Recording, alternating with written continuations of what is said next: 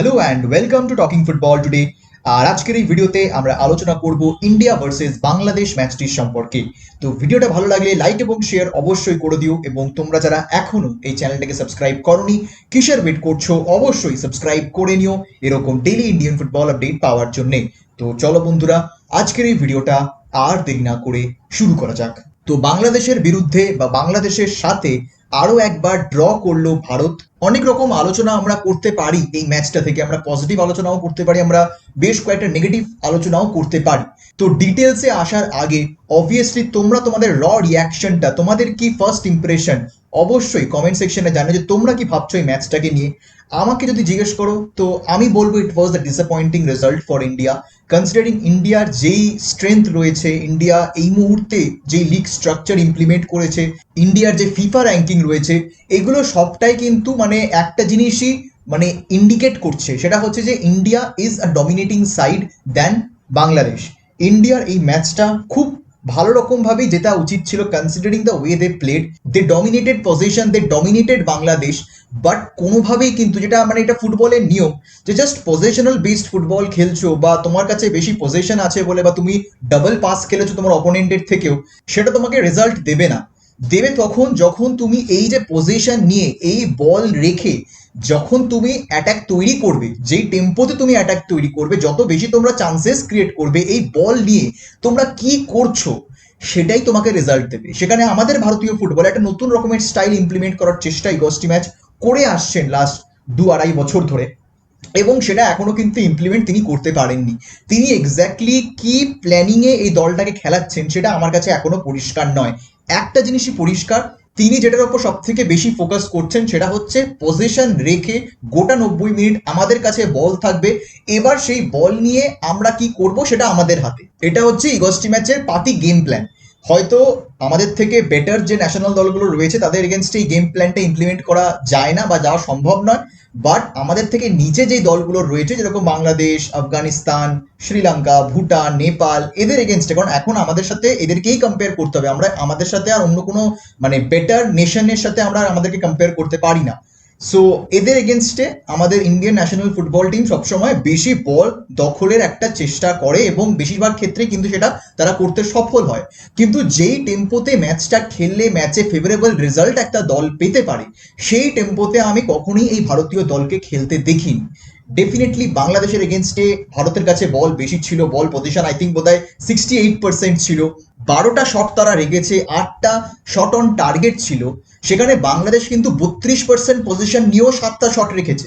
So মোদ্দা কথা হচ্ছে যে বল আমাদের কাছে বেশি থাকলেও আমরা সেরকম ভাবে বাংলাদেশকে অতটাও প্রেসারে রাখতে পারিনি। First half India played a very good game. First হাফে সুনীল ছেত্রীর গোল, এবং মানে মানে সুনীল ছেত্রী না থাকলে আমাদের ভারতীয় ফুটবলের কি হতো যথেষ্ট সন্দেহ রয়েছে।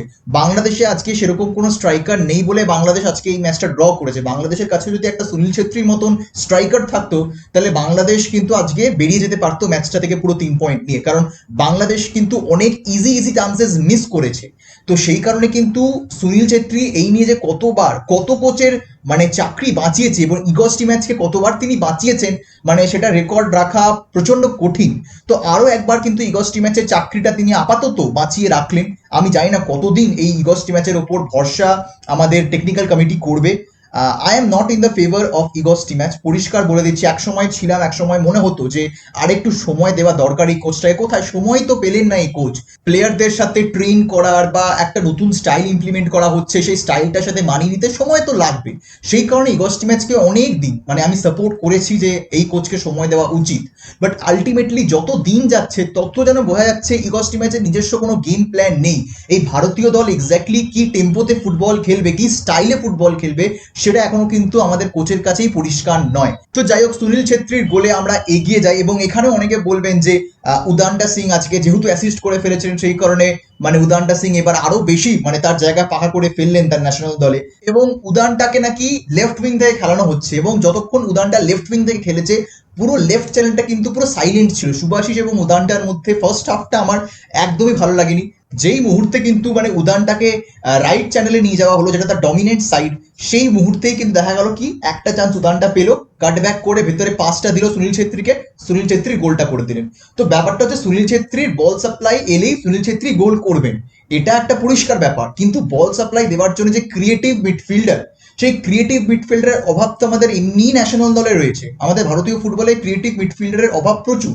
সেখানে কিন্তু আমরা দেখলাম যে আজকে প্রপার ক্রিয়েটিভ মিডফিল্ডার ছাড়াই, মানে যে মাঝমাঠে ক্রিয়েটিভ মিডফিল্ডার, সেই প্রপার মিডফিল্ডার ছাড়াই কিন্তু আজকে ইগস্টি ম্যাচ তার দলকে নামালেন। এবং লিস্টন কোলাসো, মানে বেশিরভাগ ক্ষেত্রে উইং প্লেয়ারদের নামালেন। মানবীর সিং এখন উইঙ্গার খেলেন, লিস্টন কোলাসো উইঙ্গার, উদান্টা সিং উইঙ্গার, সুনীল ছেত্রীও কিন্তু প্রপার লেফট উইঙ্গার, বাট আমাদের ন্যাশনাল দলের হয়ে তিনি স্ট্রাইকার খেলেন। তো সব থেকে হাস্যকর ব্যাপার হচ্ছে যে ইগস্টি ম্যাচ এখনো তার স্টার্টিং 11 তৈরি করতে পারেননি, স্টার্টিং 11 যে আমি এই প্লেয়ারদেরকেই খেলাবো, এই ফিলোসফিতেই খেলাবো। প্রত্যেক ম্যাচে নতুন ফিলোসফি, প্রত্যেক ম্যাচে নতুন ফরমেশন ট্রাই করা হচ্ছে। এখনো 2.5 বছর পরেও কিন্তু এই একই জিনিস চলে আসছে এবং ইগস্টি ম্যাচের উপর ভরসা এখনো এআইএফএফ করছে। I am not against Igor Stimac, এবং ইগস্টি ম্যাচের জন্য কাজটা যথেষ্ট কঠিন, কারণ আমাদের দেশে যেই ইনফ্রাস্ট্রাকচার রয়েছে, আমাদের দেশে যেই লিগ স্ট্রাকচার রয়েছে, সেখানে প্রপার একটা ন্যাশনাল দলের পারফরমেন্স একদম হাই লেভেলে হবে, টপ প্রফেশনাল লেভেলে হবে, সেটা এক্সপেক্ট করাও ভুল। আমি আবারও বলছি, আমাদের যে ফিফা র্যাঙ্কিং রয়েছে, আমরা সেখানে ডিজার্ভ করি না। আমাদের যা এখন কোয়ালিটি, আমরা যেভাবে খেলছি এখন ইগস্টি ম্যাচের আন্ডারে, we deserve at least in the 120-130 range. এবং যদি ইগস্টি ম্যাচকে আরো সময় দেওয়া হয়, আমরা কিন্তু সেখানে আবার চলে যাব, হয়তো আরো খারাপ জায়গায় যেতে পারি। তো সেই কারণে কিন্তু এই যে এই মুহূর্তে যে ডামাডোলটা চলছে, আগেও বলেছি যে এখন ইন্ডিয়ান ফুটবলে কাজের থেকে বেশি কিন্তু প্রমোশন বেশি হয়। ইন্ডিয়ান সুপার লিগকে, ইন্ডিয়ান ফুটবলকে যেরকমভাবে প্রমোট করা হয়, দেখানো হয় যে আমরা কোন জায়গায় চলে গেছি, এবং স্বাভাবিকভাবে যত বেশি প্রমোট করা হবে, মানুষদের এক্সপেকটেশনস তত বাড়বে। এবং এই এক্সপেকটেশনস বাড়ার ফলে আমরা যখন বাংলাদেশের মতন টিমকে হারাতে পারি না, তখন গিয়ে কিন্তু রিয়ালিটি চেক একটা আসে, তখন গিয়ে ডিসঅ্যাপয়েন্টমেন্ট আসে, তখন গিয়ে রাগ হয়, তখন গিয়ে গালাগালি বেরিয়ে যায় কোচদের নামে। কারণ একটা 10 জনের বাংলাদেশকে যদি আমাদের ভারতীয় দল হারাতে না পারে, তাহলে কিসের প্রগ্রেস? তো আমি জানি যে অনেকেই বলবেন যে ভারত অনেক ভালো খেলেছে, বাট আই ডোন্ট থিঙ্ক যে বাংলাদেশের এগেনস্টে এই পারফরমেন্সটা একদম মানে বিশাল ভালো পারফরমেন্স কিছু ছিল।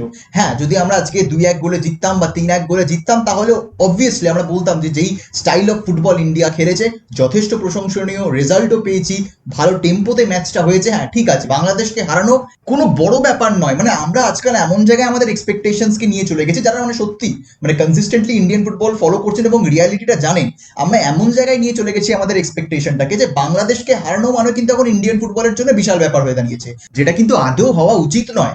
আমরা কখনোই কিন্তু মানে বাংলাদেশকে মানে হারাতে পারবো না, বা আফগানিস্তানের কাছে হেরে যাব বা ড্র করব। আমি জানি না যে আমি এই পারফরমেন্সের পরে আমরা মানে obviously I think Bhutan, Sri Lanka, এদেরকে আমরা একটা ভালো রকম চ্যালেঞ্জ দিতে পারি, আমরা হয়তো এই ম্যাচ থেকে রেজাল্ট বার করতেও পারি। বাট আমি কনফিডেন্ট নই, এমন দিন এসে গেছে যে আমি কনফিডেন্ট নই যে আমাদের ন্যাশনাল দল এই দলগুলোকে হারাতে পারবে কিনা, because Igor Stimac is not the right coach for Indian football. আমি জানি অনেকেই বলবেন যে ভাই তুই এত নেগেটিভ কথাবার্তা কেন বলছিস, but to be very honest, Indian football মানে কোনোদিনই ইমপ্রুভ করবে না যদি না একটা প্রপার লিগ স্ট্রাকচার ইমপ্লিমেন্ট হয় এবং আমাদের ভারতীয় ফুটবলাররা 20টার বেশি ম্যাচ একটা বছরে খেলে। যতদিন না সেটা ইমপ্লিমেন্ট হচ্ছে, ইগস্টি ম্যাচের পরেও যিনি কোচ আসবেন, তিনিও কিন্তু খুব একটা আহামরি কিছু রেজাল্ট আনতে পারবেন না। এটা আমার পার্সোনাল মতামত, তোমরা অবশ্যই জানি যে তোমরা কি মনে করছো। ইন্ডিয়ান ফুটবলের জন্য এখনো মানে জাস্ট একটা ড্র হয়েছে, ফাইন, এক ড্র হয়েছে, মানে এমন নয় যে আমরা সাফ কাপ থেকে বেরিয়ে গেছি। বাট এখন এই মুহূর্তে দাঁড়িয়ে আমাদের ন্যাশনাল দল থার্ড পজিশনে রয়েছে সাফ কাপের যে টেবিলটা রয়েছে। বাংলাদেশ 2টো ম্যাচে 4 পয়েন্ট নিয়ে লিগ শীর্ষে আছে, এবং আমাদের ইন্ডিয়া রয়েছে থার্ড পজিশনে 1 ম্যাচে 1 পয়েন্ট নিয়ে। তো মুদ্রা কথা হচ্ছে যে এর পরের প্রত্যেকটা, এবং দেখো নেপালের এগেনস্টে ম্যাচ কিন্তু ডিফিকাল্ট হবে, বিকজ নেপাল অলরেডি ফ্রেন্ডলি ম্যাচে আমরা দেখেছি কত সুন্দর ফাইট দিয়েছে ন্যাশনাল দলকে। তো সেই কারণে নেপালের ম্যাচ ডিফিকাল্ট হবে, মালদ্বীপসের এগেনস্টে ম্যাচটা ডিফিকাল্ট হবে। তো সেই কারণে প্রত্যেকটা ম্যাচ এই বাংলাদেশকে যদি আমরা হারিয়ে দিতাম আজকে, তাহলে কিন্তু নেক্সট পরবর্তী ম্যাচগুলোর জন্য একটা আলাদা রকমের কনফিডেন্স আমাদের ভারতীয় প্লেয়ার্সরা পেত, এবং তখন এই নেপাল বা তখন এই মালদ্বীপসের এগেনস্টে কিন্তু এক্সট্রা কনফিডেন্স নিয়ে আমাদের ভারতীয় প্লেয়াররা নামতে পারতো। বাট 10 জনের বাংলাদেশকে হারাতে না পারাটা কিন্তু একটা মানে সত্যি বলতে মানে ডিসঅ্যাপয়েন্টিং রেজাল্ট আমাদের ন্যাশনাল দলের জন্য। এবং সেকেন্ড হাফে তো মানে কিছু বলারই নেই। সেকেন্ড হাফে বাংলাদেশ ভালো রকম ভাবেই অ্যাটাক তৈরি করেছে, কর্নার থেকে যে গোলটা হলো সেটা মানে সানা সিং মার্ক করে রেখেছিল প্লেয়ারটিকে, বাট সানা সিং এর মার্কিং মানে জোনাল মার্কিংটা পুরোপুরি যেন মানে হঠাৎ করে বিখড়ে গেল সেই কর্নারটা থেকে, এবং সেখান থেকে একটা গোলে হেড মেরে চলে গেলেন। তো যাই হোক, আই থিঙ্ক সেকেন্ড হাফে আমাদের ন্যাশনাল দলের প্লেয়ার্সরা একটু বেশি মানে ফ্রাস্ট্রেটেড হয়ে গেছিলেন, একটুখানি মানে কি বলবো, একটুখানি টেন্সড হয়ে গেছিলেন এবং ভুলভাল পাস হচ্ছিল, তারপরে বল পেলেও সামনের দিকে না বাড়িয়ে পেছনের দিকে খেলছে। এবং এটা গোটা ম্যাচে দেখলাম যে আমাদের রাইট ব্যাকস বা লেফট ব্যাকস যখনই বল পাচ্ছে বলটা আগে না দিয়ে বলটা পেছনে দিচ্ছে, যেটা কিন্তু প্রচন্ড নেগেটিভ অ্যাপ্রোচ। আমার একদমই সেটা ভালো লাগেনি। এবং যে মাইন্ড গেমস গুলো মানে ইগস্টি ম্যাচ খেলছিলেন ম্যাচের আগে, যে বাংলাদেশের কোচ কি মনে করছেন যে আমরা ফেভারিটস নই, ম্যাচের পরেই আমরা সেটা জেনে যাবো যে কে ফেভারিটস ছিল। তো এইসব কমেন্টস করে কি হবে? আসল কাজটাই যখন তুমি করতে পারছো না, সেখানে how you are so confident যে তুমি এইসব স্টেটমেন্ট করছো, মানে এমন একটা দলের এগেনস্টে যে দলকে তোমরা কমফোর্টেবলি হারাতেই পারো না। তাহলে সেখানে তো যখন তুমি একটা দলকে কনসিস্টেন্টলি 3-4 গোলে হারাচ্ছ, যখনই তোমরা একে অপরের সাথে খেলছো, তখন তোমরা বলতে পারো যে we are the clear favourites. But যখন সেটা তুমি পারো না, একবার 1-1 ড্র, তাও মানে পেছন থেকে এসে একটা ইকুয়ালাইজ করেছিল আদিল খান সল্টলেক স্টেডিয়ামে, সেখান থেকে ম্যাচটা ড্র হয়, তারপর সেখান থেকে বাংলাদেশকে মানে 2-0 গোলে হারানো, সেটাও ডিফিকাল্ট ম্যাচ ছিল। এরকম নয় যে ইন্ডিয়া একদম ক্লিয়ারলি ফেভারিট হিসেবে নেমেছিল এবং ক্লিয়ারলি ফেভারিট হিসেবে ম্যাচটা জিতেছে। তো এইসব কথাবার্তার কোনো মানে হয় না।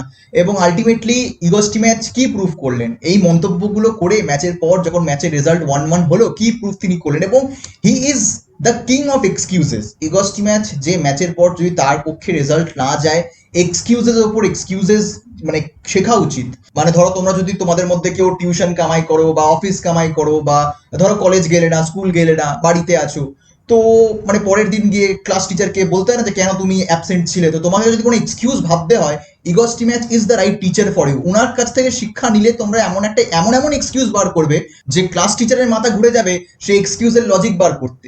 তো মানে আমার কিছু বলার নেই। I am very disappointed with the result.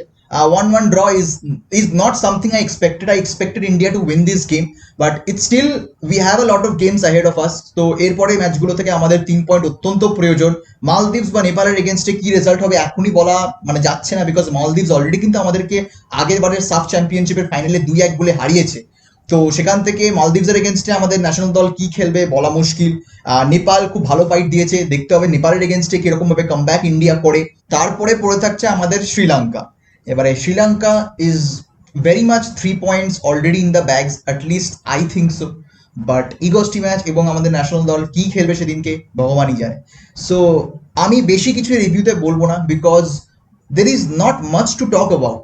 I am very disappointed and I hope যে India comes back with a stronger performance in the next game. অবশ্যই তোমরা জানিও যে তোমাদের কি মতামত এই পুরো ম্যাচটা নিয়ে, তোমরা কি ভাবছো আমায় কমেন্ট সেকশনে অবশ্যই জানিও। আপাতত আমি আজকের এই ভিডিওটা এখানেই শেষ করলাম। আশা করবো তোমাদের ভিডিওটা ভালো লেগেছে। ভালো লেগে থাকলে লাইক এবং শেয়ার অবশ্যই করে দিও। এবং তোমরা যারা এখনো এই চ্যানেলটাকে সাবস্ক্রাইব করোনি, কিসের ওয়েট করছো? অবশ্যই সাবস্ক্রাইব করে নিও এরকম ডেইলি ইন্ডিয়ান ফুটবল আপডেট পাওয়ার জন্যে। দেখা হবে তোমাদের সাথে পরের ভিডিওতে। আর এই ভিডিওটা দেখার জন্য তোমাদের সবাইকে জানাবো ধন্যবাদ।